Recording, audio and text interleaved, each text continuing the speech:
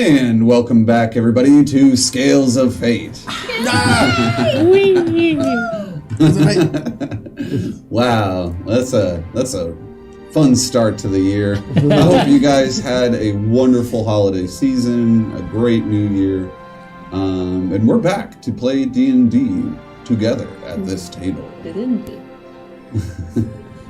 For lists of our sponsors and supporters, check the episode description below. And without further ado, I will get into a recap. This recap will be a little bit longer than most. We're going to start with episode 23. Episode 23, our party was inside of the sieve in the middle of the desert that was under siege by a bunch of gem stalkers. In fact, it was so heavily attacked that our party was divided. 3 of you were taken / kidnapped / willingly went with the gem stalkers. Cradled gently. Escorted. Through a series of tunnels that eventually, we found out, led to the Shimmering Fang far into the east of Shades Valley. The rest of you stayed behind while the dust settled inside of the sieve, wherein Edarin Two-Tone, the Sand Gnome Shaman and leader of this sieve, imparted upon you guys 2 blessings. The first, a sand sail, a boat-like apparatus designed to sail through the duny sands of Shades Valley. And the second, some incredible bullet technology where more or less our gunslinger here, Jack, now has the ability to fill some bullets with healing potion, shoot them at somebody, and it heals them. Oh my god. This was tested on Roscoe. It works.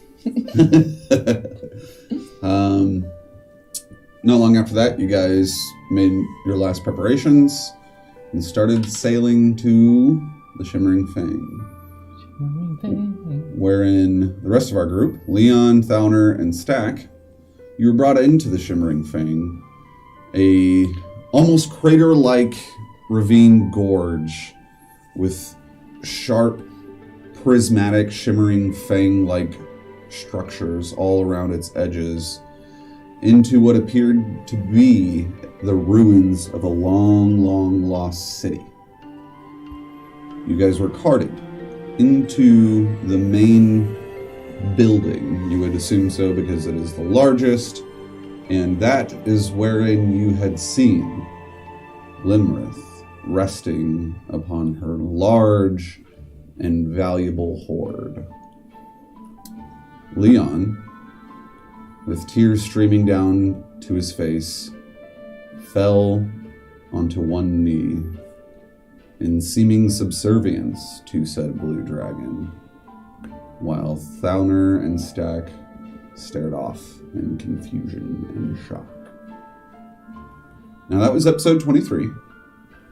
We also have to talk about episode Q!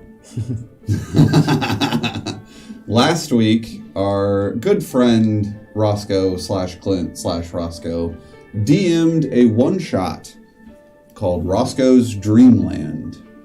Roscoe, would you like to recap what happened? Yeah. So, Roscoe. Or Clint.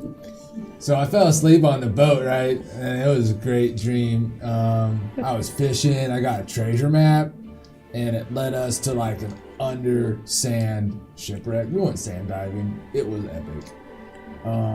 Went to a secret island, fought some crabs, got some treasure.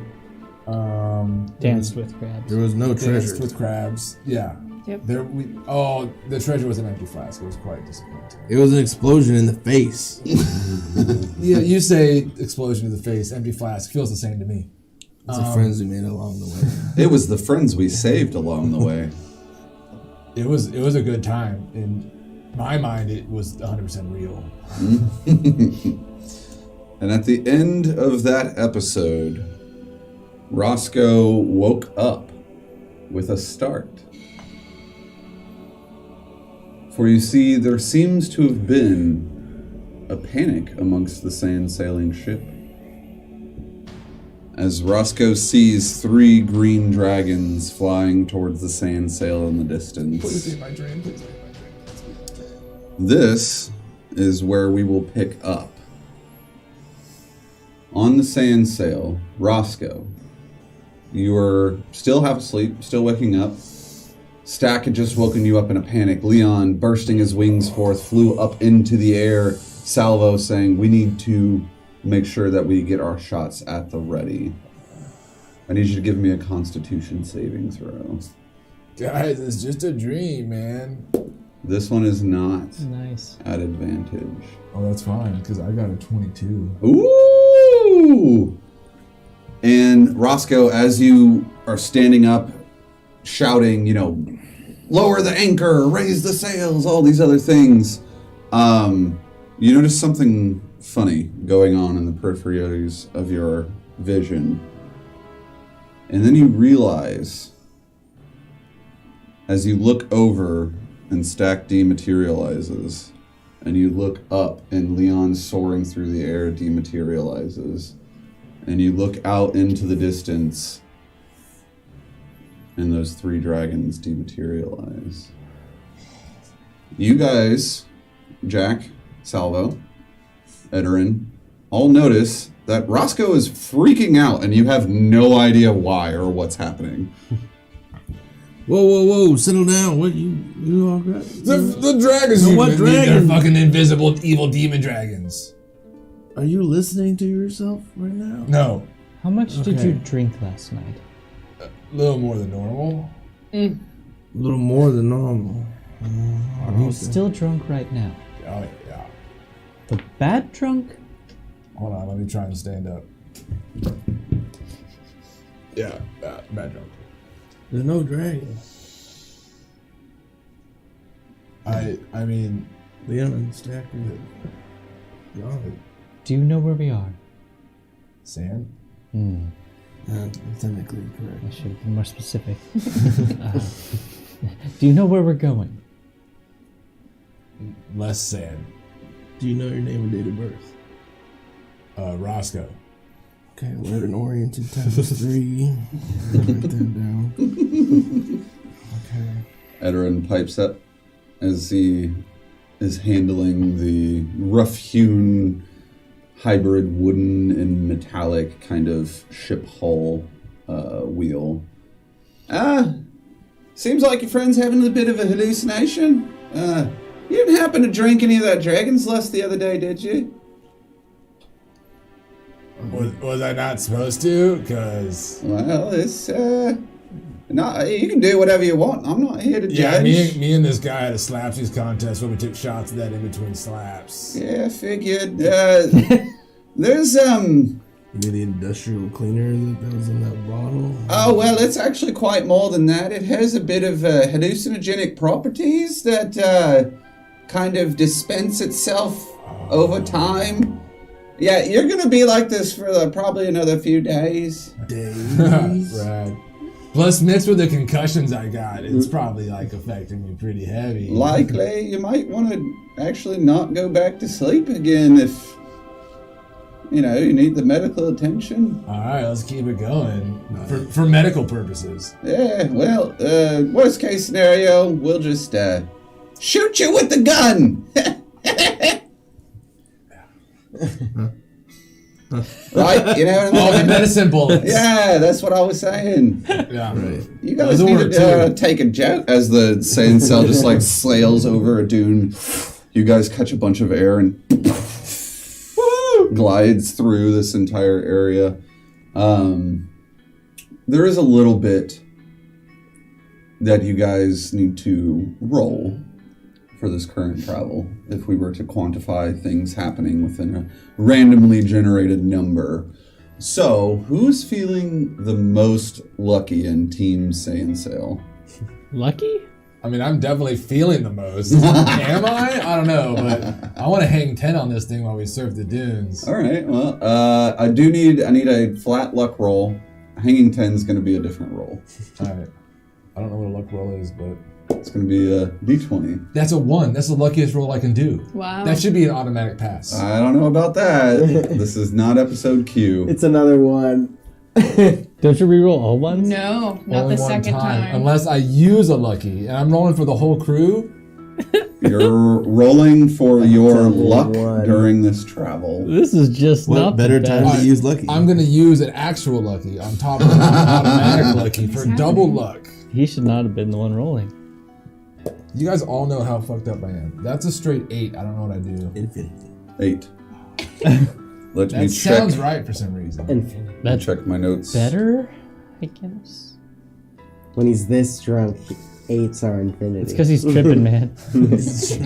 He's sideways. Normally he's just down with the alcohol, but he's sideways. He's It's all off. italics right now. Italics. All right. What a skill. I'm also like proficient in boating. Does that give me anything great? This was our luck. This is a luck roll. Okay. What I will say with your proficiency in boating and sailing, Roscoe, as you approach the bow in order to hang 10 during a sweet jump, something itches your mind and you look back up in the direction that you saw those 3 dragons flying in from.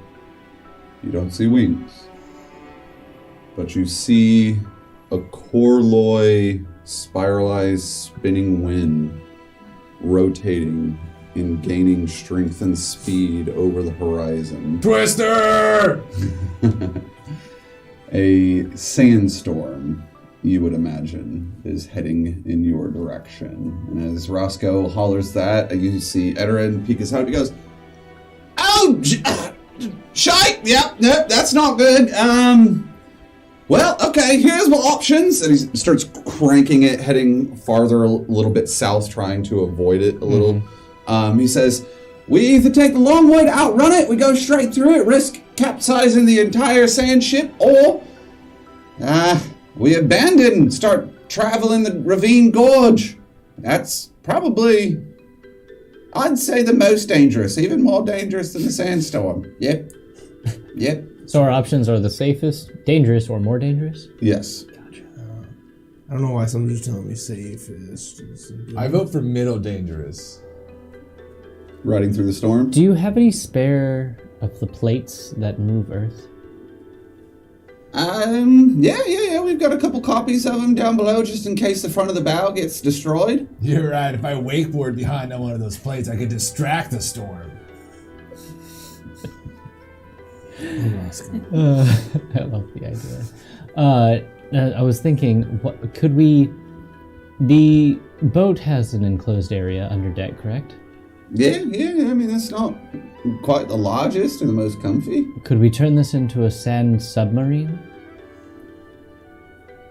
You see, like, the gears clicking in his brain. He says, Or subterranean, I guess would be. Subterranean. I think it's a brilliant idea. I think that it's possible, though it has never been attempted before by any sand gnome shaman. However, we will have to stop the sand sail in order to make those type of accommodations to it. You talking about like putting one of those plates on top of the ship? Basically, take down the sails, push under, and then use one. I can, even at my current state, I can take these sails down like real quick. Basically convert it, because we just have to go a little bit under the surface. But how do we steer from there? They're basically just perpetual motions of backwards. Mm-hmm. How do we steer it? The rudder. Sure, but that's only meant to go into a X and Y axis. It's not necessarily made for a Z. Wakeboard. I went the long way. Add a third one. Top, so we have bottom front, bottom front, top front, and then put one out the back, up and down, so we can be positioned as push up, push down on the tail. Is there any way with my shipping knowledge to judge how far the storm away is from us? If we were to stop? Yeah, give me either a nature or survival check. The syntax on that question is wild. Yeah? 19. 19. You estimate that the storm will be upon you guys within the hour. Oh. Like, you have time, but it's coming. And it's massive. And you can start to see that there are multiple, like, walls forming. Now, I will say that, like, you don't necessarily have a lot of expertise in, like, sand storms themselves. But you quickly see that it begins swallowing up the northern horizon and starting to form, like, almost a wall. Oh, yeah, guys. It's going to be hard to sail around if we wanted to. Dive, dive, dive. That's complete madness, and I'm 100% for it. I mean, even if we couldn't steer under, we could just wait under. That's my also logic. Yeah, Ostrich, if you will. Yeah. Either way, it looks like we're adding some time to our trip, so I'll just go ahead and kill the rudder.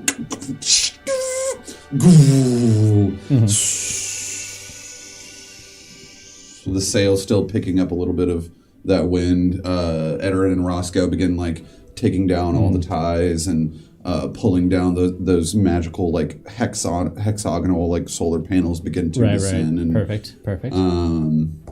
I immediately begin unmounting these plates in a way that makes sense. Since I know how it works on the bottom, I basically mirror it for the top and the front.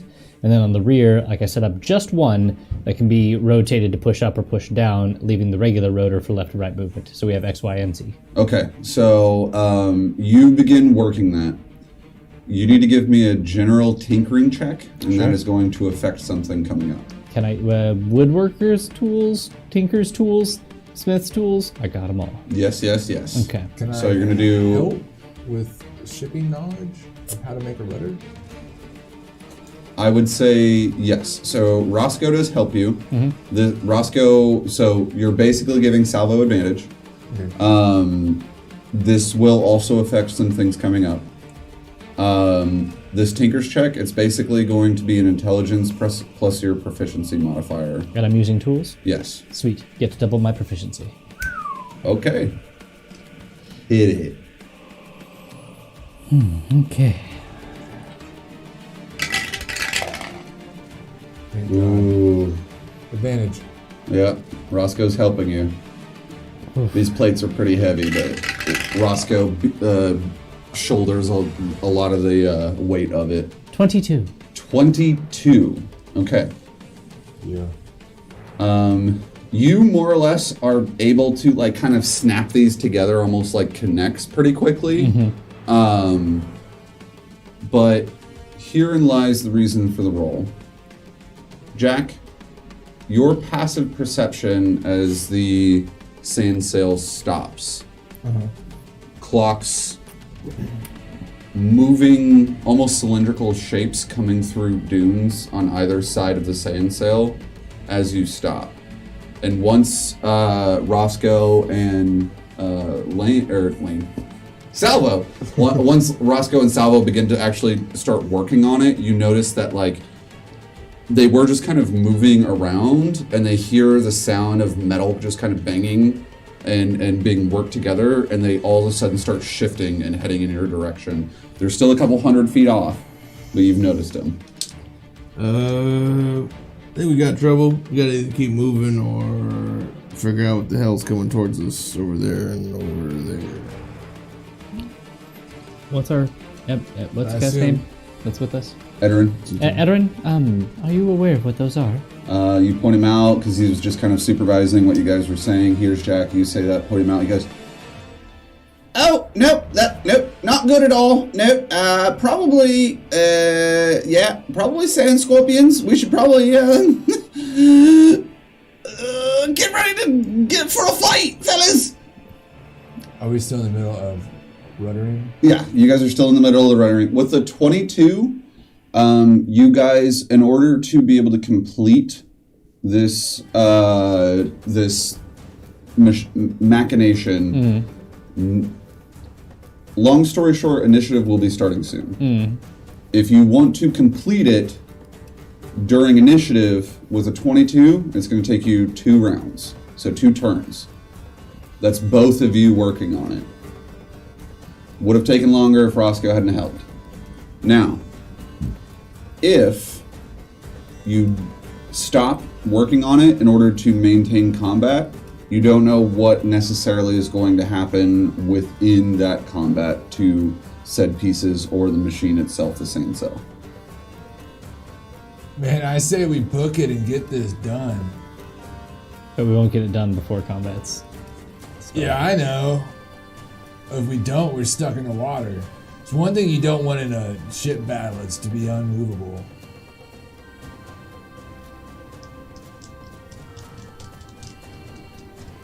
You guys contemplate that. Rock in a hard place. That's it. Get gabbing or stop gabbing or get moving. I don't know. How do you feel about shooting them by yourself? I don't know. I can shoot them, but I don't know how tough they are. Are there any ship-based weapons? There's a harpoon on both the port and starboard side. There's a big gun for you, man. Harpoons normally secure things to it. Secure us to the dead dead carcass of a sand scorpion. I don't know. It's a freaking scorpion. I don't know. Shoot it! As you guys are saying that, rising out of the sand, almost with like a centipede elongated like body and carapace, is a gigantic, like burnished, almost shiny carapace of a sand scorpion. Blackish brown in color, has extremely large claws coming out the front of it, kind of fanned, almost designed to spread its way through the dirt. You have yet to see its tail. One rises with half of its body still out. A little ways off, another one rises. So far you see the two. And we're going to pause you there. Yeah. Contemplate your decision in the meantime. Contemplate your life decisions. I have a new mascot. Meanwhile, we find ourselves back in the Shimmering Fang. Limerith has looked down, and she had just said, "Ah, seems familiar. I think you'll make a great captain yet." I hate you. Oh, come. In time, your hatred, it will be infatuation. As she says that, like lightning ripples from the whiskers all around her face and just kind of arcs all down her back. Can I whisper something to you? To me, the DM? To you, the DM. Yes, you can. Okay. Oh, reverse whisper! Reverse whisper! Yo. Hold on. Watch your microphone. We need to get these cans on a string set up. Okay, on the string. Doesn't work. You know, It does work. While he's whispering, let's talk our side. So I think we're going to continue working on the boat while you try to fend them off, and should shit go sideways, we stop and help you. Yeah, because I don't think in 2 turns. Here, Say it's me and- I know what you're asking. Give me just a second. I mean, no men. I don't know if it's going to be. I mean, we don't need to hold them off, but they're going to be attacking the ship, probably not. Yeah. And I don't know if you're doing enough damage on them. It's best if we fix it and we get the hell out of here. Well, there's nothing wrong with the boat. We don't have to fix. I mean, we could just. Boat away. So we could just turn the boat on now and leave. With the storm. Yeah, but that was plan A to begin with, was to go Try and just outside of the path of the storm. Just throw this plant out the window and just bypass the storm and escape from these things. And just they're none of them are right or wrong options. It's just What do you lead Tornin towards? These things look fucking pretty brutal. I'm just adverse to losing a means of transportation. Because if they destroy this, then we have to fight them and then walk through a fucking valley. Yeah, I hate to say it might be best to turn it on. I'm fine with that. Yeah. It's fine with me. And then we'll just take the wide way. Because with movie magic, it takes the same amount of time either way. Mm-hmm. Well, but they might die. That's on them. I'm involved in nothing. While Leon looks over this note that I just gave him, Limrith looks up at the rest of the Gemstalkers and says, "And what has the rest of my legion brought me?" Just some scraps. Some scraps. Lingering individuals. What was that? I can't... A bit soft-spoken over there, young one. Maybe I can, but maybe I'd also like to get a better look at you. And you see like a little bit of lightning arc across her spine, and the Gemstalker that was holding you just kind of drops you. And you're standing there awkwardly for a moment, and then it just like nudges you forward. I don't stand there awkwardly. I pick myself up and kind of dust off my coat. And it nudges you forward. Rude. Come. I stand forward confidently, chest up, head held high, but not in like an imposing, threatening way. Thalner has a very good grasp of body language and just subconsciously positions himself in, I'm not defiant, but I'm not a small creature. Just composed. As you're walking, you pass Leon, and his hands, knuckles are completely white, gripping the hilt of that sword. You continue walking, and you approach just a little bit further, and she kind of slinks around, coins sliding all over, rises a little bit closer to you. Interestingly enough, she has no wings. She is closer to like an oriental style dragon with arcing electricity all around her spines. And as she gets closer, she says,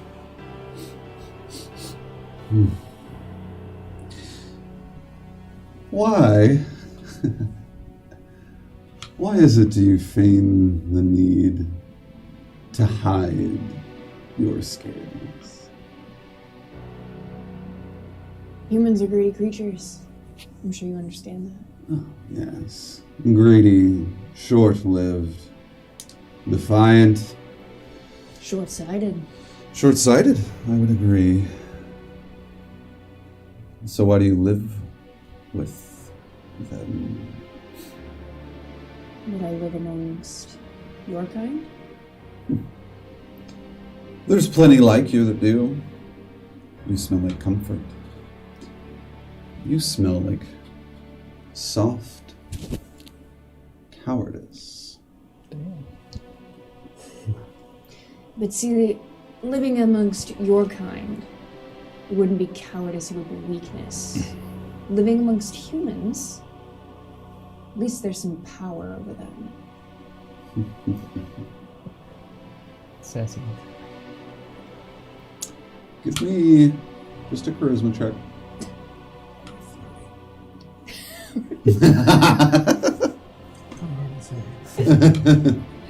It's hard to tell with the scales, no eyebrows.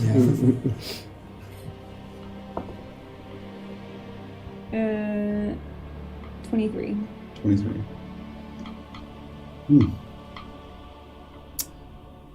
Not many Sunderkind like yourself have the audacity or the hardness of scale to speak so boldly to the Queen of the Desert. You must not know who I am, or you must be very confident in who you are. I do not intend to speak boldly, only honestly, as I would expect you seek nothing more. Nothing less. Flattery might get you anywhere, and yes, I would prefer honesty. So, let's begin with this. Why does your rock friend over there smell like my bordering cousin? which would be... Oh. Here we were thinking that we were being honest. I know that you came from the forest, Nell. I know that you have slain the young Ixgar. These are interesting bits of information to me, but however, the most interesting bit is that small rock. And she kind of points a few of her, like, almost 1.5 foot long shining claws over there. Smells not only like the ruler of the forest now, but maybe older, maybe something more ancient. In fact, I know you're lying, because I commanded my gem stalkers to locate anything gem-like, and from over here I can only really tell that it's a simple rock. So what is it today? So first... Honesty? Is that what it is today? First of all, I simply asked, who was your cousin? I don't know your lineage. It was an honest question. Yes, we were in the forest. Yes, we met Ixgar. There was a grand and glorious battle that many other parties were also involved with. We are 3 few that took part in this cove that was a battleground. Mm-hmm. Yes, we were there. In terms of honesty, I clicked my watch. The image melts, and Leon, from your position, you and Stack can kind of see that there are almost a soft, pale moonlight and reflection, glimmering bluish scales covering Thalner, where once was red. If you want honesty, let's talk honesty. What purpose could we possibly have for you? As living, sentient creatures that, yes, have some gem-like resemblance, what purpose would we serve? Why be kidnapped from our homes and brought here? It appears that the scales of fate have weighed in my favor. You've slayed the young troublemaker Ixgar, and in turn have not only returned the Capitan sword to me, but in the hands of a very strong and well-influenced warrior.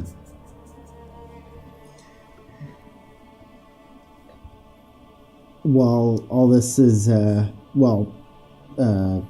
was having the conversation, could I, basically I'm gonna say, Smargard, I'm sorry. My family, I'm sorry. And then do a religion check and ask Smargard, what can I do? Here, hold on. Before we go for dice rolls here. Or I guess I could use my Draconic intuition. Yeah, just ask what. How can I stay on my path? Have I forsaken the destiny? Okay. So your draconic intuition is a gut feeling that starts from that gem embedded into your solar plexus and just kind of bleeds out through your entire body. And as soon as you begin asking these questions, your intuition tells you 2 things. Wait,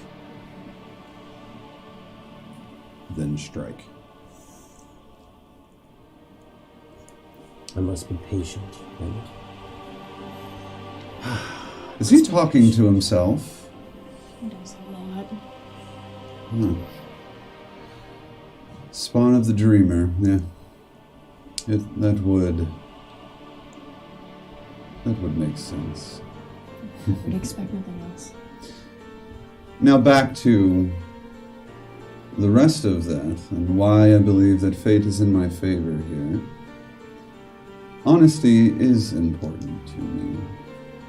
I do appreciate that you honestly think that you would have nothing to offer me, but yet here you are.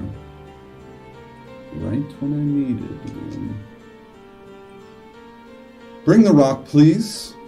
The gems begin moving forward, and Stack's just kind of like kind of frozen in shock, not really knowing what to do, like kind of wiggling every once in a while. And the gem stalker moves him past Leon, and then moves him past you. Set him down. He just kind of rolls and then picks himself up. And he looks up at Limerith and he says, I am honest too. My name is ST4K. You cannot call me Stack. You are not my friend, and you have my friends. And frankly, I wish I could break your spine right now. And she looks down. She kind of like exhales, like an arc of electricity webs out and arcs through the coins. You feel it sparking into your feet. It's really uncomfortable. Stack doesn't respond. He says, or she says, now, little one, the little something inside of you, I very much would like to see it, to authenticate what I believe to be true. Stack looks over at you.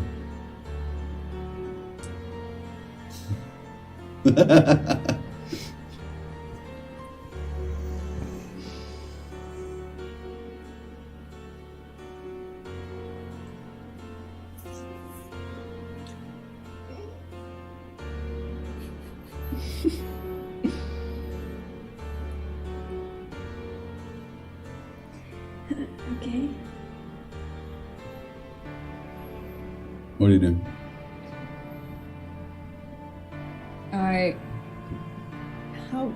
What would be the complexities of casting 3 cantrips in rapid succession? So, it depends. I like to go off rule of cool as much as I can, but the actual bare bones of the mechanics of it is casting a cantrip 90% of the time takes an action. Actions in combat are during 1 round of combat. 1 round of combat is 6 seconds. So theoretically here, each cantrip takes 6 seconds to cast, or can be cast within a 6-second window. So, again, depending on what you're doing, you're looking at 15 to 18 seconds to cast 3 cantrips.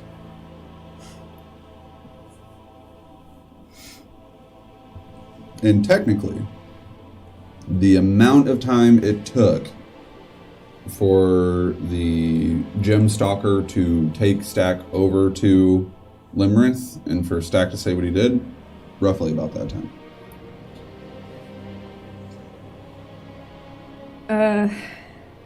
Within that time,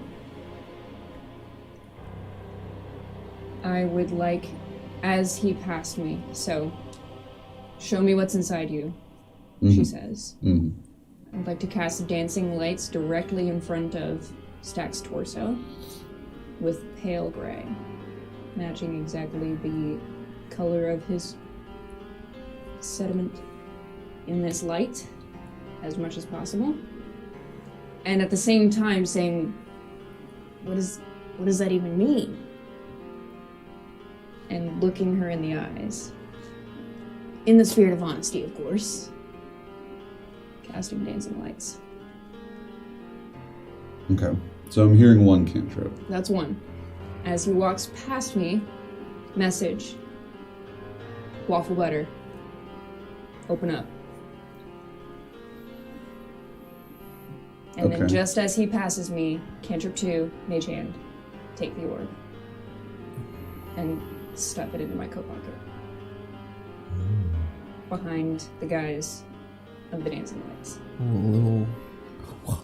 Little Indiana Jones swap. switcheroo. Okay. Switcheroo. I like it.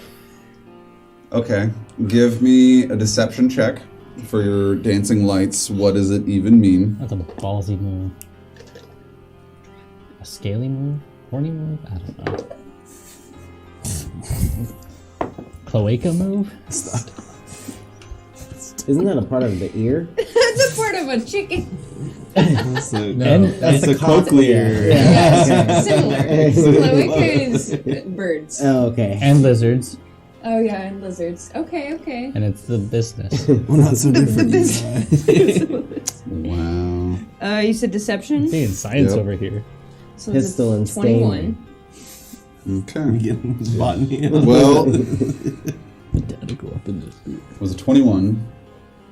You see her head kind of flick over to you as you're saying that. What do you mean? I'm speaking with your friend. Moves her head back over. Hold on, we're not there yet. We're not there yet. That was just the dancing lights, man. That was just the dancing lights. Okay, I'm ready. Okay, so Next one. now all spells have verbal and somatic components roughly. Tell me what are the components of dancing lights here? Phosphorus, verbal, somatic. Okay. Which verbal is given with Give me a sleight of hand check. a okay. Not as confident in that, but we will see. It's a 16. Okay. As she's looking her head back over and Stack is addressing her, you see a flicker of impatience in her eyes as she sees you pointing your finger, casting message to Stack, and sees your Well, I mouth. kind of did it with what I was saying. Okay, she saw you do that, What is the point of this? but what she's seeing you is she sees your lips moving after. Now, what she understands of waffle butter open up, that's an entirely different circumstance.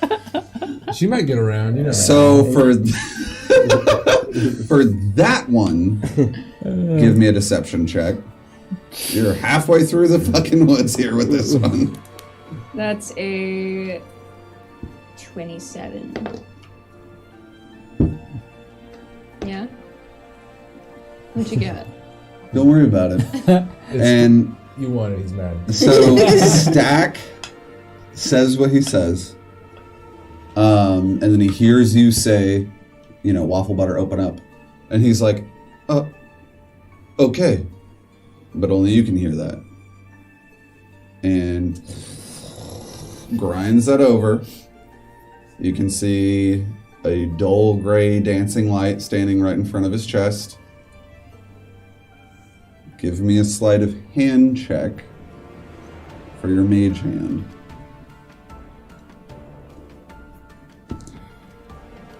Weasels and biscuits, man. You need to beat a 19. You can use my inspiration. No, I'm good. Okay. It's an 18 on the die. Ooh. Plus 5. Nah. 23. Enough. More than that. I want you to describe to me how the mage hand aspect of getting the orb out and being replaced with this dancing light works. It's not replaced, so it's a perfect shield in front of him that rests perfectly against his skin until the moment that he passes the edge of my coat, which flares out as I motion to him. What's the point of, what are you getting at here? But in that moment, as my coat flares out, that dancing light moves forward just a smidge further, and that mage hand scoops out the orb and slips into my coat as it falls back against me. Classic misdirection. All And it right. just gently rests against my backside. So Can't you hold it with your tail? Yes, and then my tail curls around it and tucks it in safe. You tuck it in, and the stack opens up, and she's staring, and she's staring. She cranes her neck closer.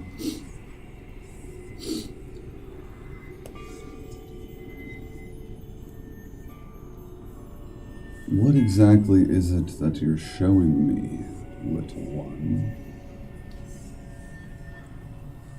Definitely not my friend Roscoe's drugs.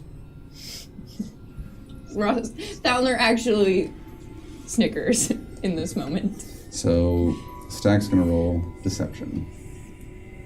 He has a +0. If he fails, does that mean that she thinks it is my drugs? Or is that a persuasion because Yeah, he's not he's lying. not showing her the drugs? He's not. He's got a +0 either way. Which one do you want me to narratively call? Well, he's not deceiving. Yeah, He is so not he's- showing her the drugs. Okay. And I'll give him. 7. I will give him advantage because he's not showing her the drugs. Okay. So he got a 7. Her insight is actually not great. It's only a +3. So she needs to roll 3 or lower.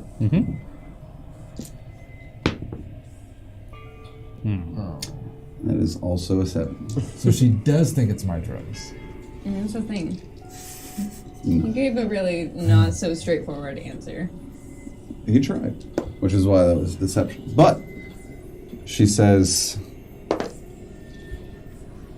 something's off here. She kind of cranes her head over to you, Thalmer. Something's...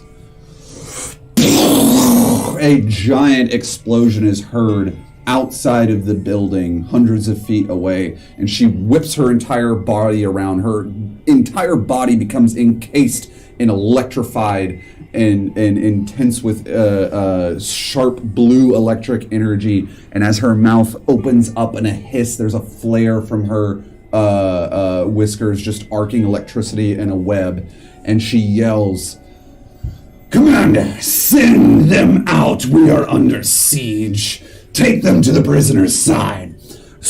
Whips out from the top of the building, and you hear electricity.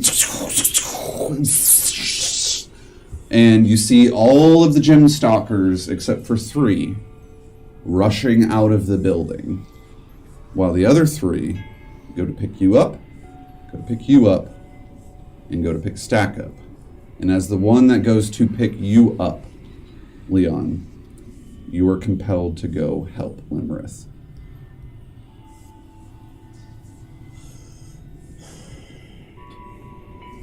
So then I run out of the building? That's your compelling feeling. What do you say? What do you do during this? I turn to Thalner and Stack and I just go, "I'm sorry." And I run out. Vague. You see him just start booking it out, two-handed greatsword in hand, rushing the gem stalker that was holding him and picking him up. Sees him running, looks at the other 2 and nods and runs after him. And Thalner and Stack are escorted slowly down a spiraling staircase with coins spilling over the edges from the horde. And that is where we will flash back to our other friends in the desert. Sandboat party. Everything's fine. What have we decided, my friends? We're booking it. I don't care, I'm shooting. So, yeah, man, we decided to take the long way and get the fuck out of here. So I'm scrambling up. I'm letting all the sails down. Okay, so you guys are abandoning the rudder project? Yeah, we're gonna try and take the long way on the boat around. Okay. So I'm commanding all the other deckhands to bring up the anchor. I'm releasing all the sails. Okay. So this is going to turn into a skill challenge now. You guys are both evading the sand scorpions as well as trying to outmaneuver this storm safely. So I will tell you this. You need 5 successes before 3 fails. Real quickly though, how far did I get on the front? I don't know, sand pushers. More or less, like, you being a logical, intelligent person would save that key component for last. Like, you want to make sure that you're able to, you know that you can basically just snap on the move earth metals for the top side. You wanted to make sure that you were able to make the new component first and have it actually functional, so that's where you guys started. Okay. So as far as, like, it's not on the top side yet, but it would be quickly applied, if that's what you're asking. Okay. Trying to figure out if there's a way I can use what I did make to boost speed. Gotcha. I would say think on it, and it is a possibility. Roscoe, you were the first person to say something for the skill challenge. What again? You were trying to make sure that you guys had come to a stop and the sails were down. What are you doing here? I'm going to try and use acrobatics to clamber about and release all the sails as fast as possible. Hit it.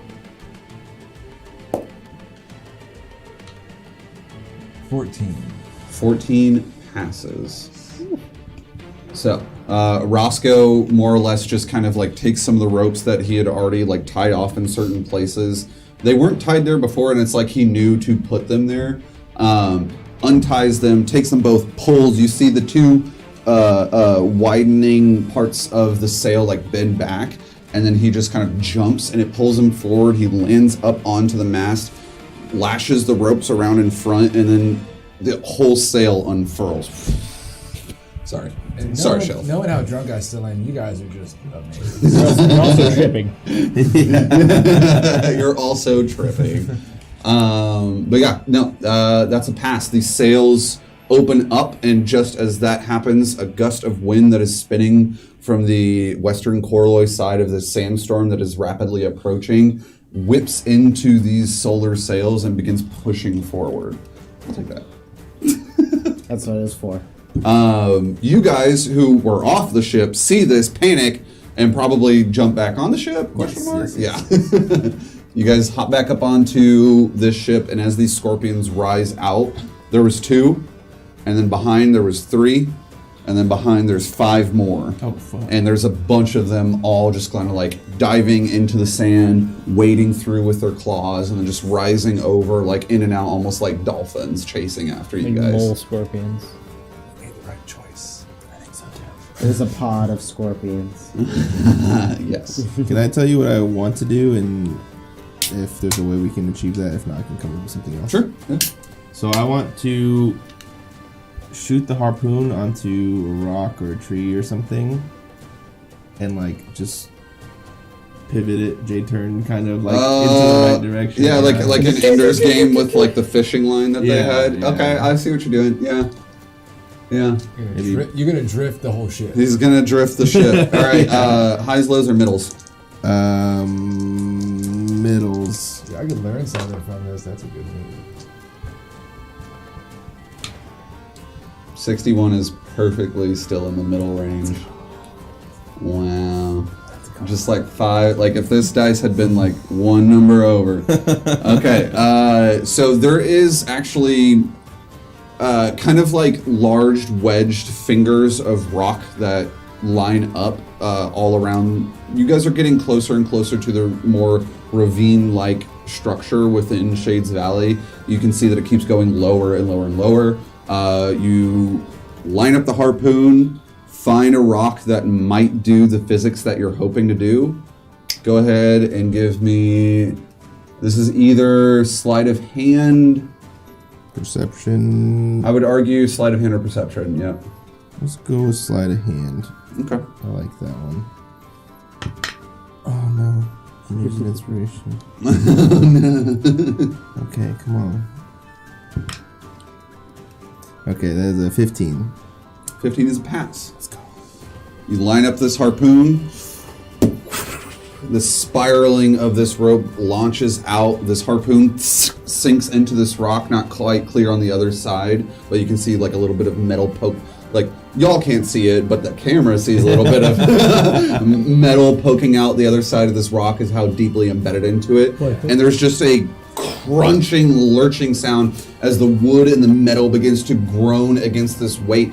The sand sail is speeding forward, but this harpoon just pulls all around the right side and slings you guys. Yeah, you guys just bounce up and down. Hang on. I'm up on the crow's nest hanging off. Just like, I'm not tinkering and I'm like, oh, shit. Everyone's just like, not this shit. All right, that's a pass. Let's go. Love it. Alright, figure out what I'm gonna do. I'm gonna try to use that rear piece, which I guess is the first piece I did. Yes. I'm going to try to engage it in the up position as much as possible, or rather the up thrusting or down thrust, up lift, to basically reduce the drag on the tail of the ship, since it's gonna want to push down a little bit since all of the force comes from the front of the ship. I'm gonna try to reduce the drag to kind of bring it up to where we're almost like skimming across the sand rather than digging into it on the rear. You're making us a hydrofoil sand ship. Basically, yeah. Yes. Terrafoil. Yeah. I'll allow this to actually be a tools check. Perfect. Thank you. Very large. Yeah, very large. 27. Describe this scene, please. All right, as we're coming around the bend of this skid, I'm like, here, check this out. No, I wouldn't say it like, I'd be like, oh, I have an idea. Bonk, and I bonk the rear, and all of a sudden you see the rear of the ship kind of go, and like everyone shudders, and you think we're bouncing again, but this time it stays up like this, and all of a sudden we just like pick up speed. Like all of a sudden the wind picks up. The sails are basically just neutral because the front's dividing it so much that it's just like, okay. You feel you up at the top. You feel the crow's nest tilt back a little bit until it stabilizes a little bit. You're like, oh shit. What I will say from here is that these sand scorpions are not prepared for chasing prey that does maneuvers like this. So as this happens and you guys pick up speed, and then eventually the harpoon gun that you shot breaks off the ship because of just the sheer weight and velocity that the ship has now picked up, and with the tension on the rope itself, breaks off the ship.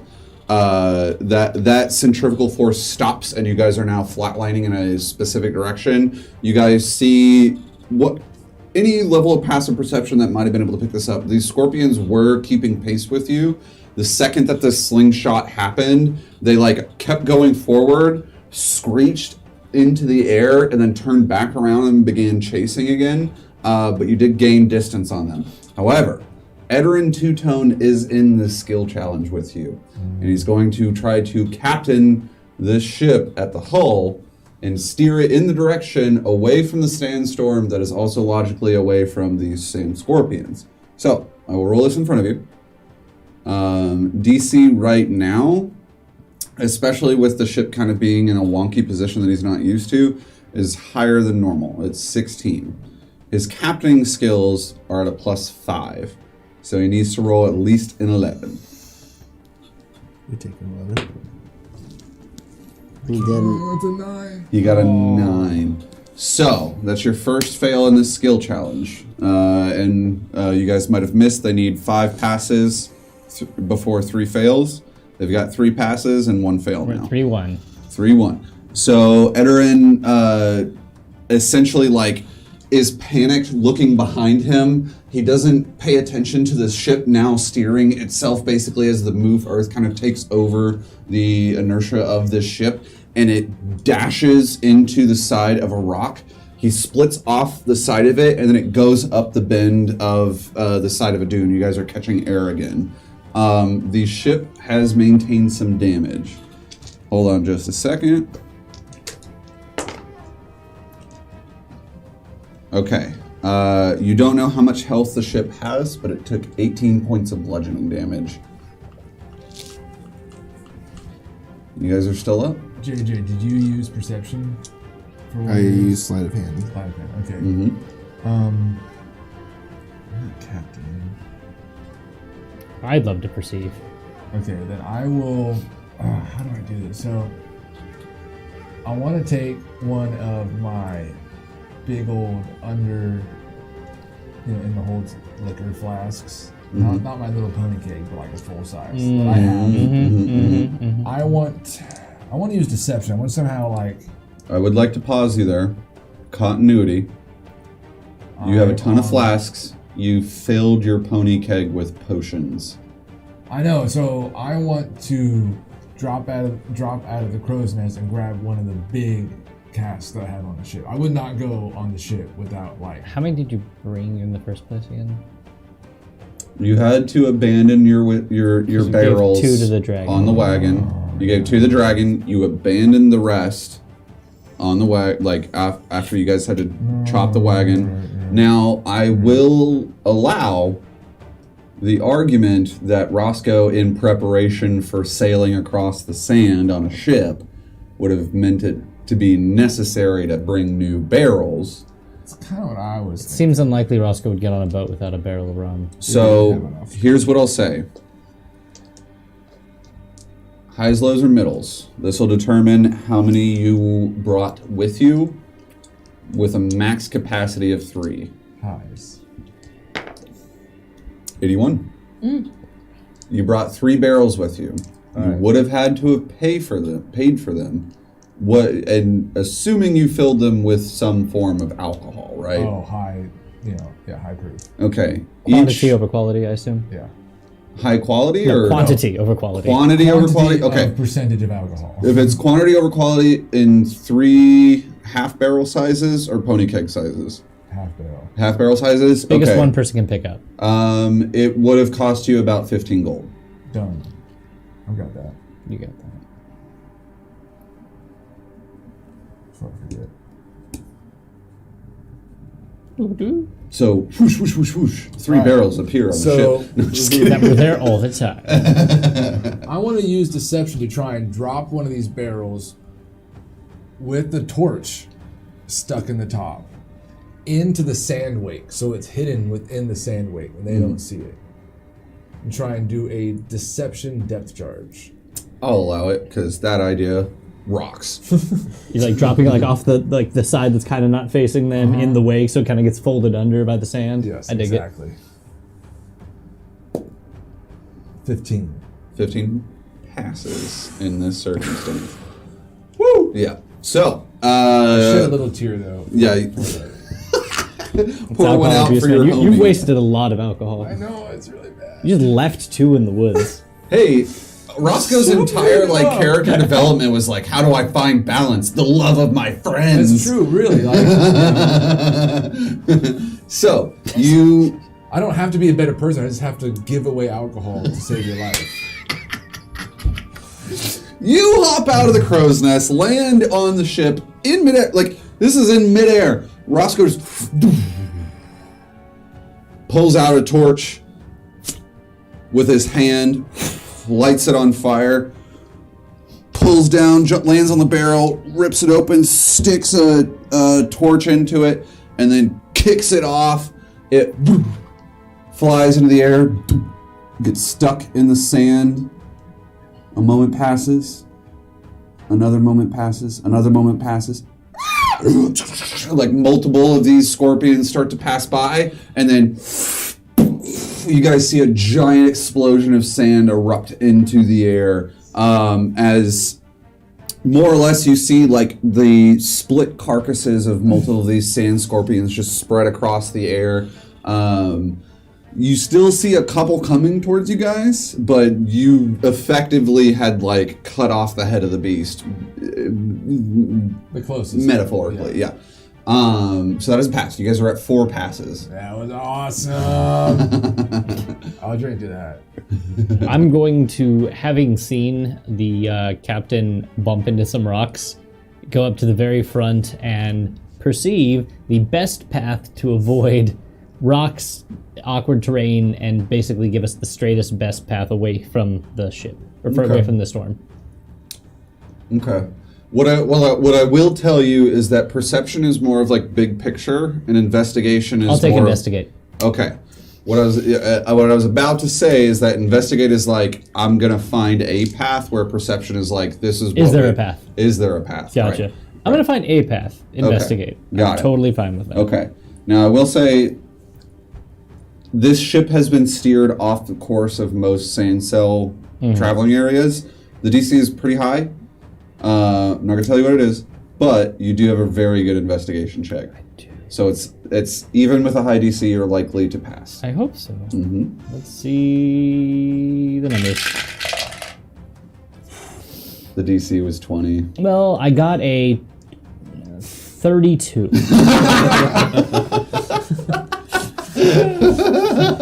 Sorry, 31. 30. Oh, okay. Exceeds it, beats That it. changes. Exceeds it, beats it. I'll write that one down. More or less, you see. One off of natural 20. One off a natural 20. More or less, you see that there are almost curved like rocks with sand that slowly filters off of them that seem to be formed from the whipping winds of sandstorms themselves. You intuitively and intelligently put your knowledge of geographical structure together and realize that these are forming because they are blocking where sandstorms actually pass through in this area. Not only that, but you could guide the captain to sail the ship and basically like sketch up along the sides of these, kind of like in bobsledding, to sail through it and get to a safe location. So that is a pass. You guys have succeeded this skill challenge. That was 4. That was 5. That was 5. Okay. You guys have succeeded the skill challenge, so I will just narrate the rest of this from here. You more or less guide Edarin Two-Tone with that. Jack, you're off on the back side taking shots at anything that like gets close, as a couple of them are. Yes. There's just like a smattering of this blackened blood as one of them, like jaws with like 4 claws coming out of it, gets close to you guys with 1 claw coming onto the ship, just right below, and it just flies up and past. Love it.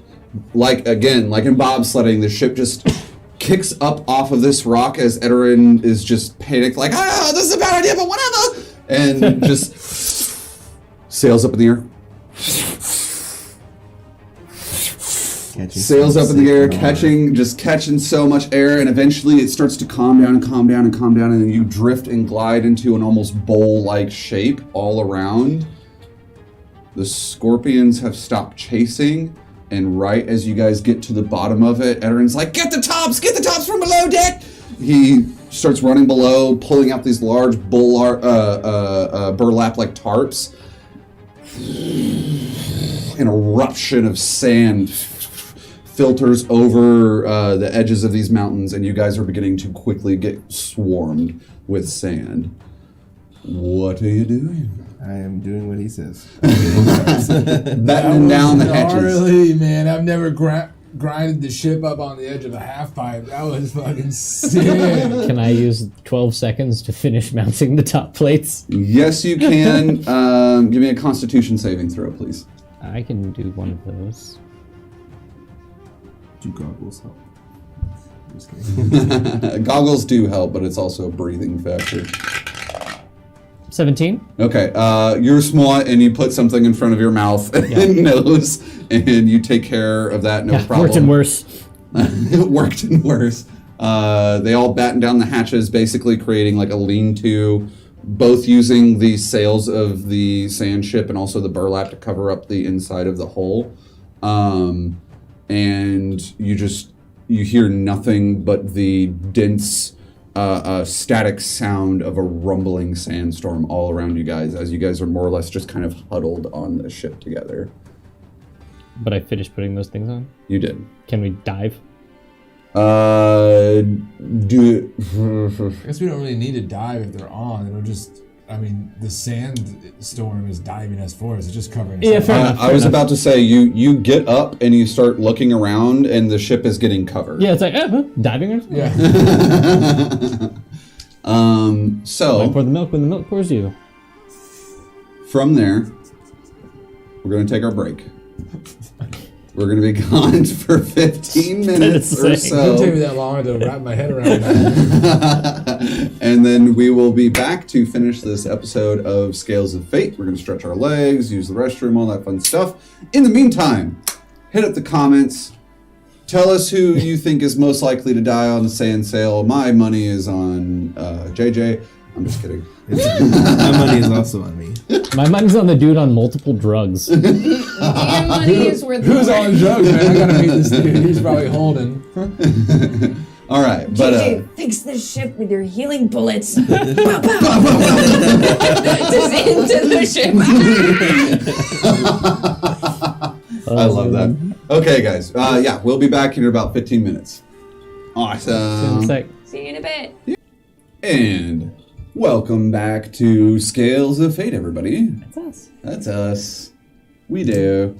Are we on? Are we live? Are we here? We'll see. If you always can hear us, tell us your favorite color. Color. No, blue. No, yellow. I did backwards. Yeah. Looks like we're good. Yeah. All right. So where we last left off, Team Sandsail being Roscoe, JJ, Salvo, and Erin Two-Tone had just escaped a pod of sand scorpions that were chasing them through the desert. Found a place to batten down the hatches and more or less wait out this sandstorm. You guys are quickly finding that the sand sail is being completely covered in sand. However, through the ingenuity of your artificer here, she has made the preparations to make it a submergible sand sail. But that is not where we will start this. For more recap, Thalner, you and Stack were being escorted down a series of spiral stairs throughout. Imagine the horde being about, let's say, roughly 100 feet in width. The stairs begun on one side and continued to descend with coins just kind of spilling off into it. And you were being led deeper and deeper into a subterranean part of this building. When I say building, you can tell on the way down that this used to be inhabited by humanoid-like creatures, or at least ones that built it in a certain way, because doorways would pop up in and out through this staircase into rooms that are empty or filled with more gold and jewels. You continue going deeper down and down and down until you find yourselves in what appears to be a rickshaw, more or less like holding cell. There are a row of rooms with barred doors with locks on them. But that is not where we will pick up. Where we will pick up is Leon. You are sprinting out into the open air of the Shimmering Fang with your sword in hand, and you see a lining arc of electricity streak across the ground, the breath of Limrith just decimating parts of this area. And as it hits rock, you notice that the intensity of this electricity is creating more Shimmering Fangs. As I'm running, I have flashbacks of just walking up to my burned home and seeing my dead child and wife, and then running into the tunnel, like flashing in and out as I'm sprinting. Choof. And you see up on the top ridge of the Shimmering Fang there appears to be a few people, 3 to be exact, firing off long-range shots. What's your passive perception? It is 10. 10? Thank you, Brad. Thank you, JJ. Of course. Let me get a change in music here real quick. With a 10, you can barely make out these figures, but one of them appears to be holding a longbow and is firing arrows off at this dragon. Her initial breath weapon was laying into a few people on the ground, 2 of them being a green-skinned tiefling and a blue-eyed, blonde-haired gentleman who are basically like parkouring and jumping off of things and taking, the green-haired guy is taking a huge swing with an axe at Limrith in air. The other one just kind of rebounding off of pieces of these ruins and just sending in a pile of fists into her side. With that 10 passive perception and seeing the people on the ground, you definitely recognize those 2 as being part of the Hexers. Mm-hmm. These are the Hexers that have shown up and are now assaulting the Shimmering Fang. Your initial instinct, or at least the one driven into your mind currently, is to defend your mother. Mommy? Mommy? Mommy? I mean, Can I use my draconic intuition again Sure. to get a power scaling judgment of how powerful is this group? Do they have, what percentile chance would they have against Limrith? Okay. okay, that's a better, I guess. So let me break this down for you. Your initial draconic intuition within this episode had told you wait and then strike. So with this in tandem, you're using your draconic influence to basically weigh the situation here. Yes. Is it strike time? So for a power percentage scale, your intuition deems that this group of adventurers is either equal in power to you, your group, or slightly better. Additionally, you notice that they are more in number to you. There were 8 of them on the Forest Nell Trail. Currently, you only see 5. So your intuition tells you that fighting them is not the best idea. It tells you that this is not, quote, strike time. Like, this is not the time to strike, basically, against Limrith. Additionally, you feel like this muddied sense in the back of your mind. It's almost like your draconic intuition is fighting with another entity for control in your mind. And that entity is telling you to protect Limrith at all costs. And it's almost influencing your intuition to attack the 2 on the ground.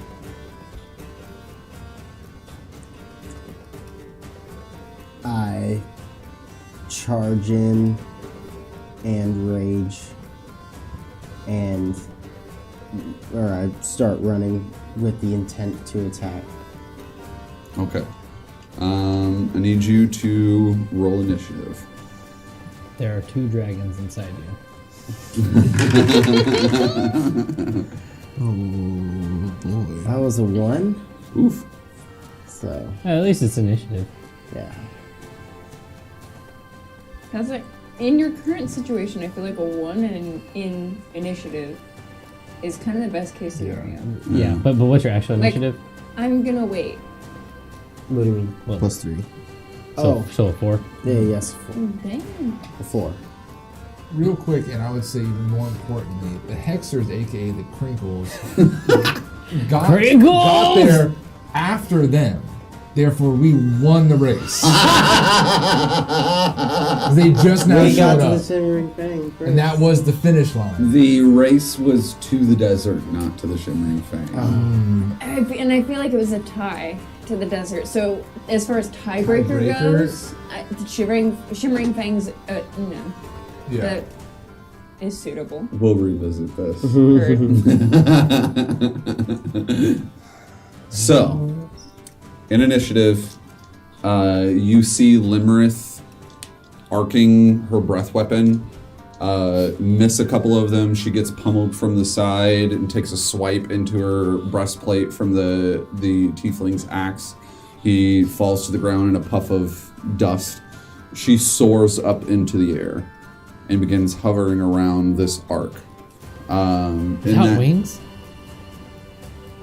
She does not have wings, but she does fly. Wow. I know. It's almost like Ion thrusters. Anti-gravity. Mecha dragon. Mecha dragon. Don't play me, bro. I'll send it. Yeah. Warforged dragon. It's possible. So, the Hexers are taking their turn. 3 of them that were up on the ridge. One of them stays, fires off a few shots. Miss, hit, action surge, miss, crit. I'm going to do the numbers there. The other 2 fall to the ground.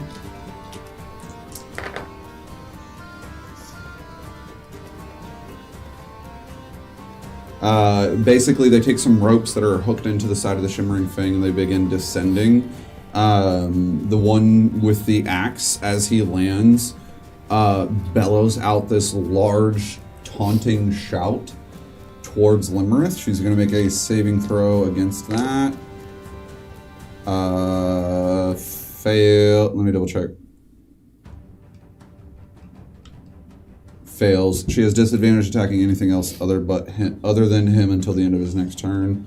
And then the monk turns around, sees you and the Gemstalkers heading in his direction, and uses a key point, Step of the Wind, and begins to bounce in a parkour-like fashion in between all of the ruins, heading back towards the main building, leaving the fight. It's your turn now. Okay, so where are the enemies in proximity to me at this moment? The closest one is the green skin tiefling man. He just landed on the ground and shouted this taunt at Limerith. 2 ranged hexers had landed on the edge of the Shimmering Fang from the top of it and are now heading and convening into the same area that the tiefling is in. So the tiefling right now is closest to you. So I'm going to run at full force and that sprint say, "Get away from here!" and try and front kick the tiefling as hard as I can. Okay, roll the hit. You doing recklessly or not? No.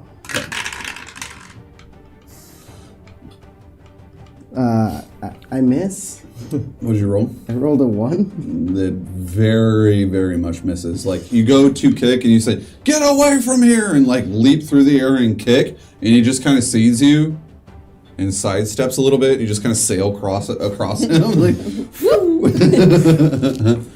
you do have a second attack though. So I will, as I collect myself, swing back with my ball hammer. You have your sword in hand right now, by the way. I saw that. Sword. So I swing with my sword and try and swipe down just on the arm downward for a non-lethal strike.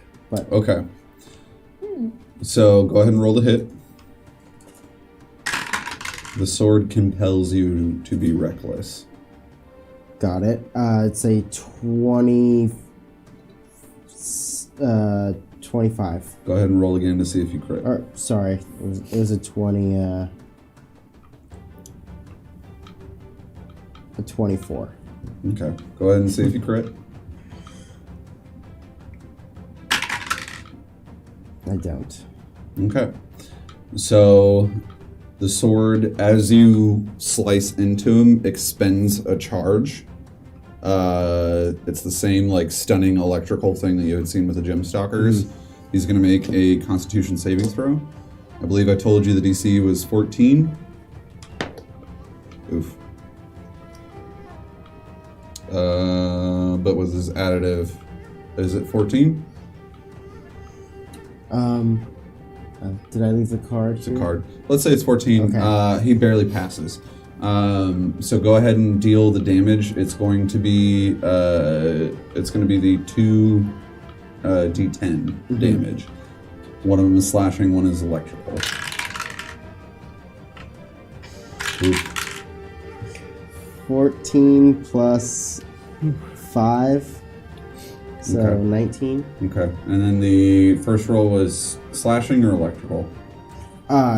First roll was slashing. Okay. So he'll take half from that. So he'll take 5 from that, 4 from the other, and then plus 5. So he takes 14 points of damage total as you slice into him. And you had said get away from here, correct? Yes. Give me a persuasion check.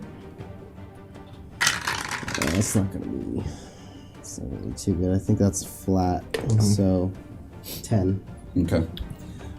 He takes that slice, and you see a look of recognition in his eyes, and you see him like kind of narrow his eyes a little bit as he like sees the sword in your hand. But the demeanor that he has of pursuing his plans does not change. All right, so we're gonna bounce over to Thalner. Thalner. These 2 gem stalkers take you and Stack over to a small cage. And within this cage, it's dilapidated. There's holes within the masonry work and a small pool of water or where maybe like a latrine used to be. And they go and they shut the door and lock it from the other side and quickly begin to shuffle out. And it's just you and Stack in this cell. Thalner, what happened to the waffle butter? Yeah. Everyone's okay. We're gonna find a way. Back to our friends. Maybe I can I'll just punch the... There's too many, Stack. Let's not be rash. Thalner kind of sits on the ground. When did your scales get so pretty? Aww. Flattering, Stack.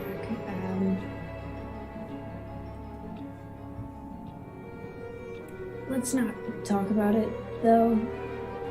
It's not an accurate representation of me. You know who I am and what I look like. Yes.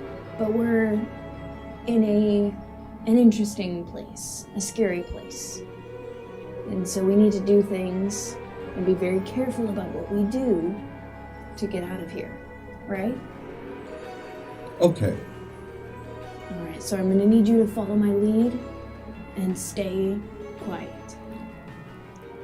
He nods. And Thalner is kind of just sitting on the floor of this cell, calmly. You hear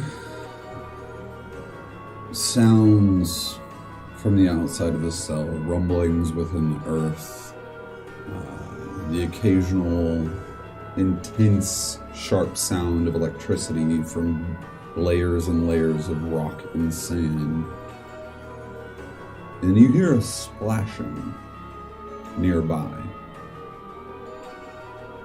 You look over into the pool of water that may have been at once a latrine, but now is like broken and has several pieces of stone kind of meeting into it.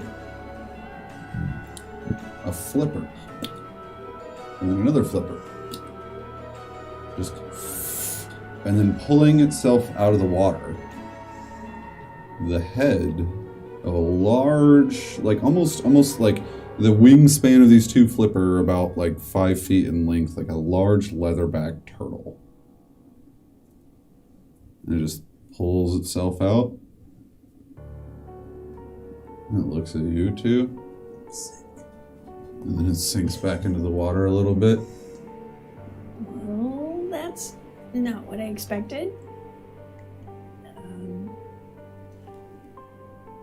Giant turtle. What? What are you?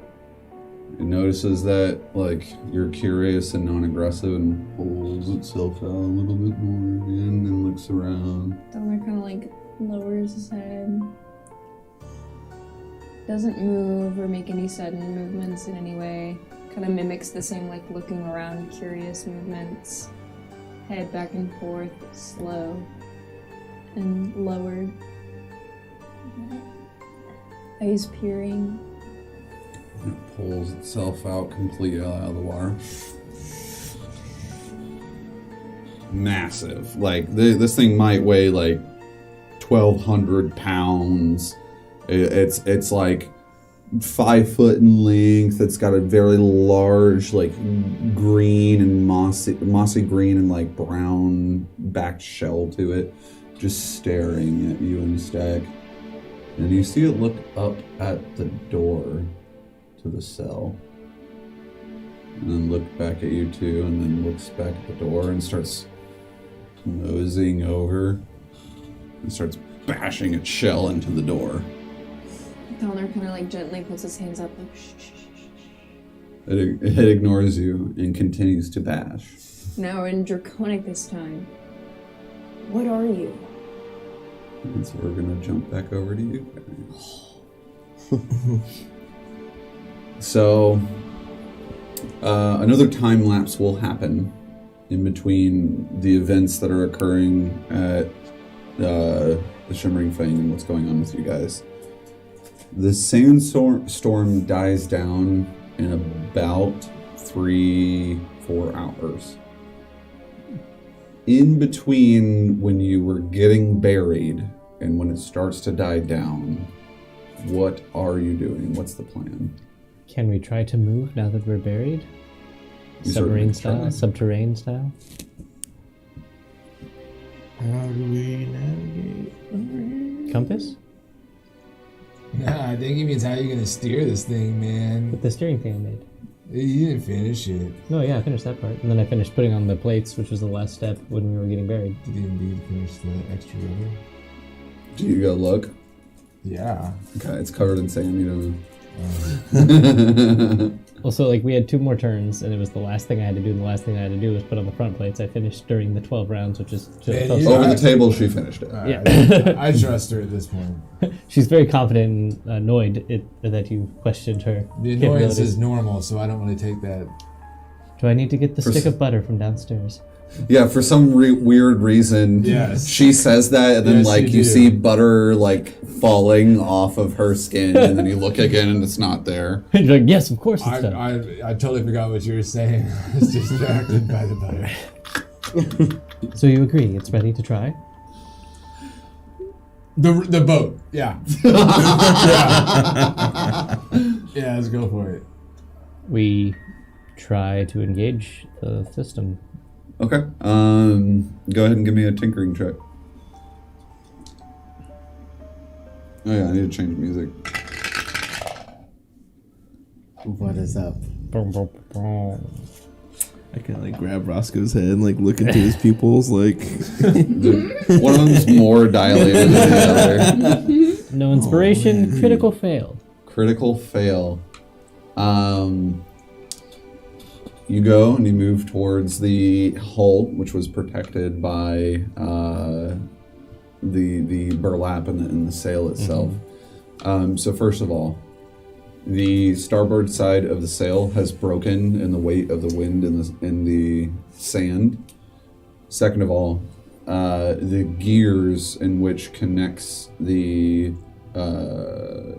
rudder that you had built and the wheel itself, you were masterful at creating the rudder, but you forgot a key component in the rush. it has to connect to the proper turning device.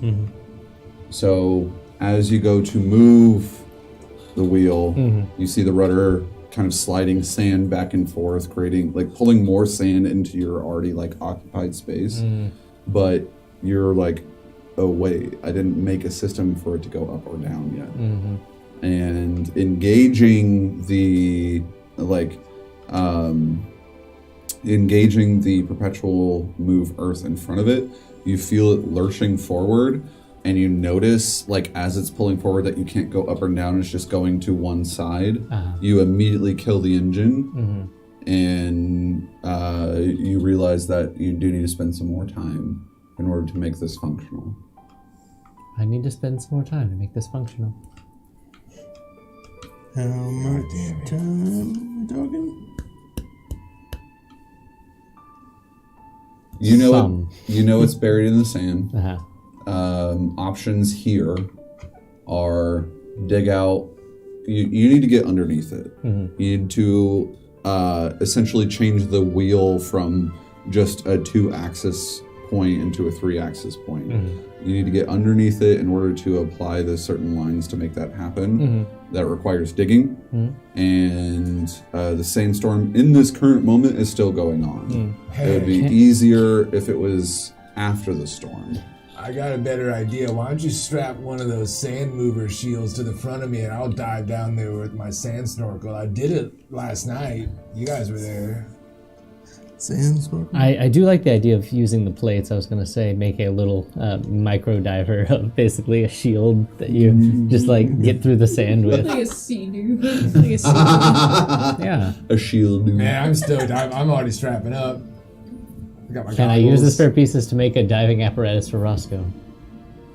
You know that you can do this. Do you do this? I absolutely do this. Okay.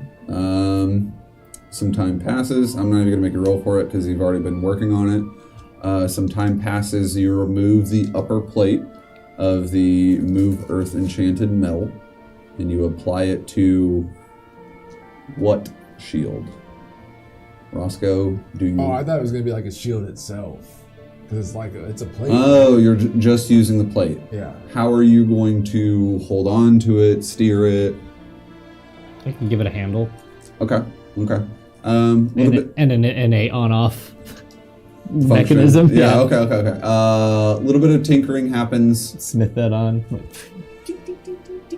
Takes about an hour and a half. Storm's almost settled. You get it ready, and it's done. Yeah. You have a piece of plate metal with a handle on it, with an on-off switch that casts Move Earth. Roscoe, did you do many repairs on the ships? Oh, all the time. Okay. That's why I got the snorkel. I need this rudder to go up and down. Attached to this I'll just pretend I'm fixing a normal rudder, but I'm on my side. Perfect. Roscoe I tie off. ties off, moves down below the ship in an attempt to create the Z-axis for the movement of the ship. Okay, I need you to give me a tinkering check. You don't have proficiency, so this will be your intelligence plus a d20 roll. Salvo did help you, so it is at advantage. He does have proficiency with navigator's tools. That is true. But I feel like that's more like map compass. No. This is navigating. So we're doing an intelligence check at advantage. Intelligence check at advantage. No proficiency. Oh my. Okay. 2 straight rolls. Where's 17. nice? Okay. 17's really good. With a 17, it takes essentially the remainder of the length of the time where you guys begin to hear the storm is dying down. Roscoe finishes the connecting tissue of the steering wheel to the rudder that moves up and down, pops back out of the sand, and tells you guys that he is successful. Okay. I take the plate, mount it back on the front. Okay. Do you don't got an extra one? Apparently not. Well, whenever we get to our destination, I want that back. Listen, y'all can just take it. Got the damn thing. I'm ready to get the hell out of Use it here. for what you need, but I've got some ideas for later. Well, we need to have the subterranean. Yeah. We'll get it. Well, I'll get it back later. All right. Well, Captain Salvo, would you like to?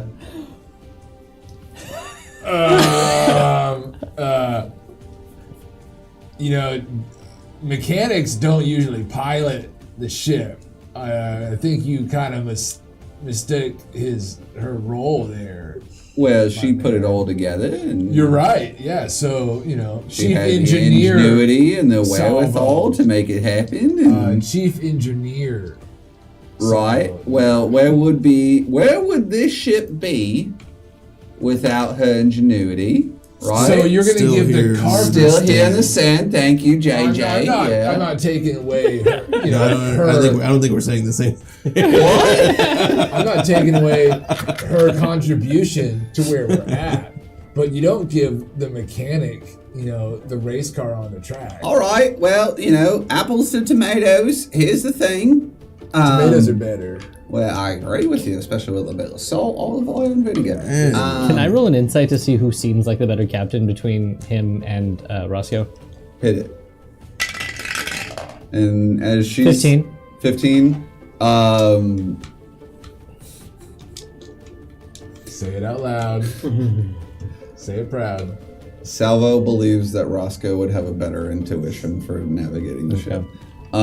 He goes, well, be it as it may, I was only just trying to say that I personally can't navigate a ship that doesn't work the same way that I know it to work. And considering she made it work the way it did, I figured she'd be the best eligible And I appreciate that. candidate for the captainship. As the chief engineer and acting captain, I do pass the captaining role onto Roscoe. I pull a three-corner captain's hat out of absolutely nowhere. I'm not sure if everyone else can see it, but I definitely put it on my head. You put it on your head, and he goes, all right, well, Commander Actual, take us off. Yeah, I get on a little soapbox so I can reach the top of the steering wheel. And, No, he's a gnome. He's smaller that's than you. right. Okay. Yeah, so he's already got, like... It's actually a little small. Yeah. Get behind this wheel. Yeah, you get behind the wheel. You activate the sand sail. I do stay on tech roll to chief yeah. engineer this. I'm giving Big time. The other thing about it, too, is you guys would spend slightly a little bit more time creating a space in which the wheel could be operable from below, so where that you're not on top of it when you're submerged. Or the other people just do a little carpentry around the wheel. You do that. You do some carpentry around the wheel. All the rest of you get below deck. All the rest of you get below deck, and you guys start just diving through sand. Now, all right, Captain. Go ahead and roll me a nature or survival check to make sure you're making the right heading. Now can I use my navigation tools or get some sort of advantage? Correct. Yes. So it's navigation. So it's going to be your D20 roll, wisdom plus proficiency. Seeing as the storm's past, we don't really need to be under the sand. That's kind of like what I was getting better at than with that, or but whatever. they're on some sort of wicket or I something. mean, it's nice to have the option, Right. But Yeah. it's kind of moot. I just want them to know it can't dive through a rock. Exactly. Yeah. Rock's a rock. I mean, I'm gonna go with the 14. 14. Okay. You're pretty confident that you're heading in the correct direction. We are going to move back to Leon. Limrith swoops down and attempts to, using her maw, grapple the tiefling. Scoop him out of the air. I think that means mouth. Her strength modifier is pretty damn good. Very good. The twin ion dragon. his strength modifier. That's cocked. Ooh, she's the attacker. Meets it, beats it. They both got a 22. Take that, Crinkles. So she flies down in a diving motion, almost like an arcing bolt of electricity. Dives down, scoops him up in her jaws. You see this happening as you're standing right next to him. And then just same energy, like just dive like 180, 90 degree angle, just dives down, bites into him, and then other degree angle slams him into a wall. You hear this man cry out. His axe is still in his hand, and her body, like from behind her, is still like kind of wiggling and writhing, and you see electricity starting to form around her mouth. The other two ranged people ignore him, and they start running towards the larger, like, central horde area. They do take a lot of attack of opportunities from the gem stalkers along their way. So I'm just going to, there's two of them. I'm going to roll 5 d20s. Alright, only, ironically, I rolled a 1, a 9, an 8, a 10, and a 4. Wow. Only, and an 18. So 2 of those hit, except one of them whips out her hand, and a blinding flash of light comes from it. The 10's gonna re-roll, and got a 7 and misses. The 18, more or less, you see one of the hexers get swarmed by a bunch of gem stalkers and basically get ripped apart. The other one that flares up their hand, it's almost like this warding shield of light appears in front of her, and then bounces off those gem stalkers, and she continues running towards the horde. Now it's your turn. I just see all that happen. I'm like, fuck. I telepathically go, Mother, give me some of your power so I can better assist you and be your hand. Okay. Mine? Give me highs, lows, or middle. Did she see him smash that one dude? She did. She did. She was taunted by that guy, so all of her attention was on him. Good. Yep. Highs, lows, or middle.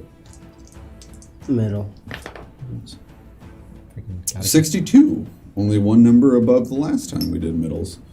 What are these percentile? Hold on. Alright, that would have been also middle for the 43.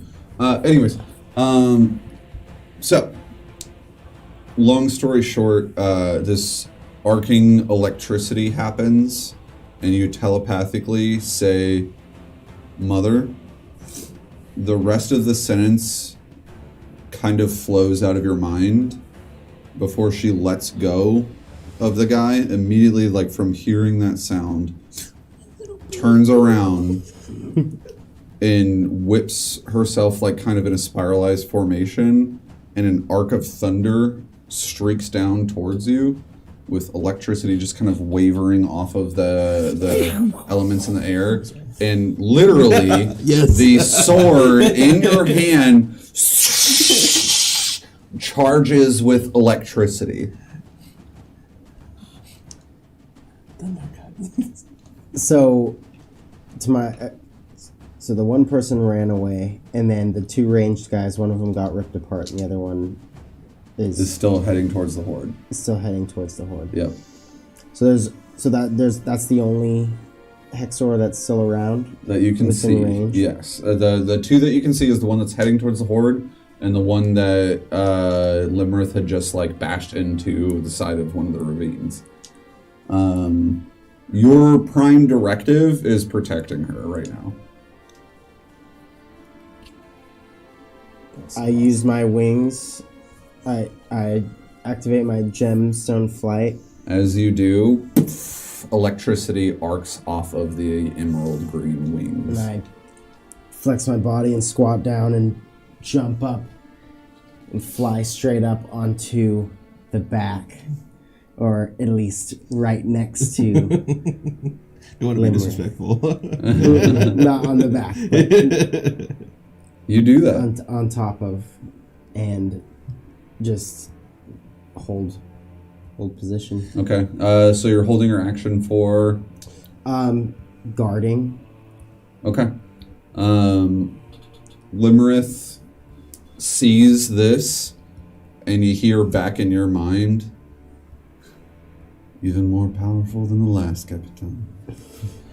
And she arcs down, sailing towards the tiefling, whom you look down, and he's not like he was partially like embedded into the side of this wall. You look down as she begins to fly down, and he's not there, and you see a tiny puff of smoke where he had teleported and is now running towards the building with her horde in it. As she flies down, you can see that out of the corner of his eye, he's booking it, and he sees the two of them running. She's going to charge her breath weapon. If I roll a 5 or a 6, it's recharged. There's a 2. She does not. So she goes down, and she basically from here is just going to try to bite and claw at this guy. The bite definitely hits. We're just going to go ahead and do both claws. First claw misses. Second claw ironically also misses. So the bite hits, both claws miss. She's going to go ahead and do her a damage. 2d10 plus biting, 2d10 piercing plus 1d10 lightning. Let's see. Ignoring the circumstances is pretty badass. I'm not gonna lie. I don't know how to interpret this. I'm like, it's so cool, but I don't know if it's a good deal or not. 23 points of damage to this tiefling. The rest of the gem stalkers are basically trying to catch up with. Half of them are like trying to catch up with you guys. Half of them are trying to split over to the horde. From here, it is your turn. So, once Limerith started flying, I followed suit, and telepathically, as I'm coming down upon his beaten body, I say, "You should have listened to me," and swing down as hard as I can.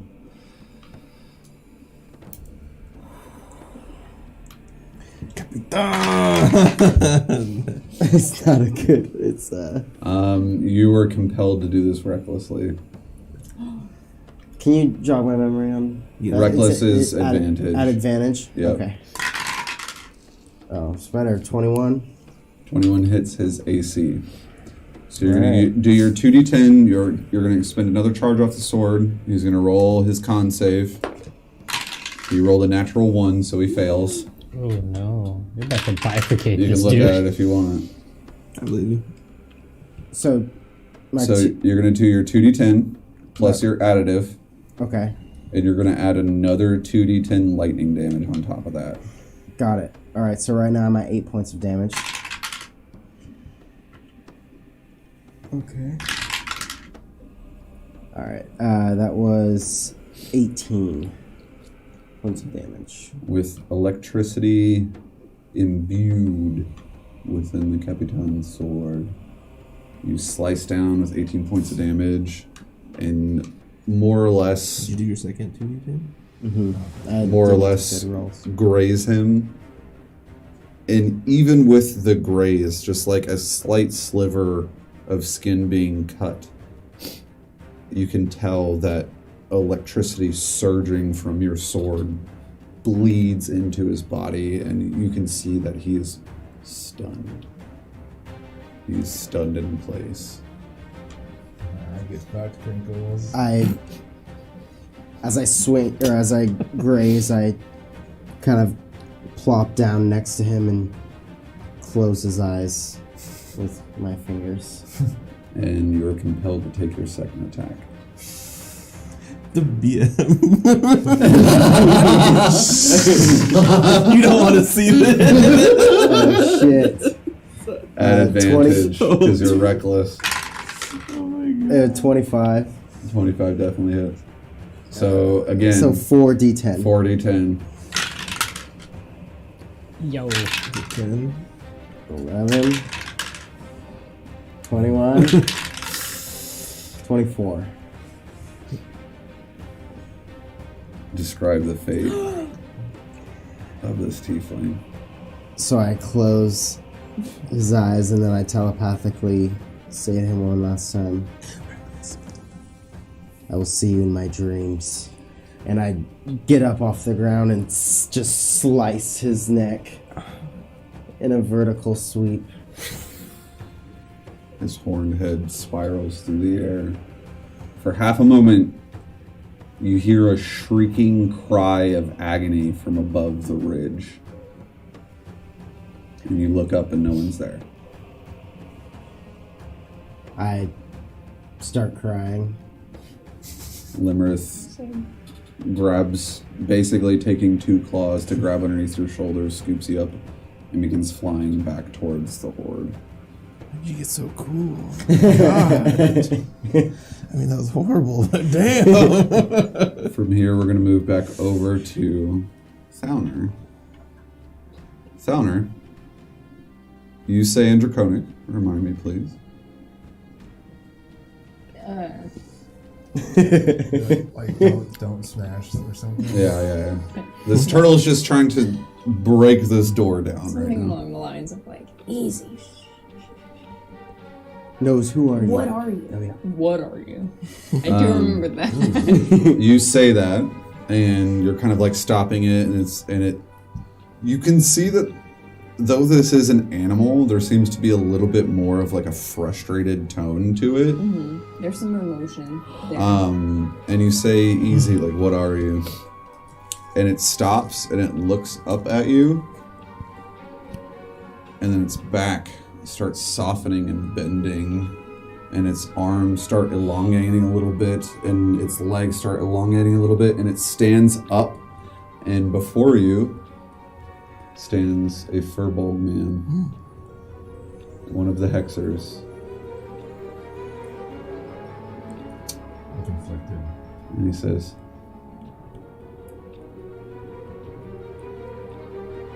well, we gotta get out of here. Well, bashing through the door is not going to be the solution. What are you? That's where we're gonna end our session. Nice. Okay, guys. Oh my I God. hope y'all all had fun watching this episode of Girl, you know Scales I of did. Fate. I totally thought that was going to be another like cute companion creature, and then you were like, it grows grotesquely. Here's a free turtle companion. No, it's like No. anamorphing in front of me right now. Like, Halfway between it's the most Yeah, grotesque exists in thing the you've middle ever parts seen. is the hard pass. that's where we're gonna end our session. Oh man. Yeah. We'll see you in my dreams? Are you kidding me, dude? Holy shit! We'll see you in our dreams next Monday! I feel like that's the Leon equivalent of like, I'll see you again in heaven. Right. Like, he is the dreamer. Right. Like, No, yeah, I get it. I'm just saying, holy shit, dude. Very terminal. Very terminal. yes. This is why we need His face will haunt a talk show. Yeah, it's like such a deep. Oh, That was yeah. some artisanal small batch murder. I'm glad I'm not there because he would fuck me up in my dreams. They're way too real. You saw me in your dreams. This is true. Buttered up. Different situation. I'll see you in my dreams. Okay, love you guys very much. Thank you for tuning into Scales of Fate, and we will see you next week. See you next week, kids. Yeah. Spookies. Bye-bye. Bye. Bye.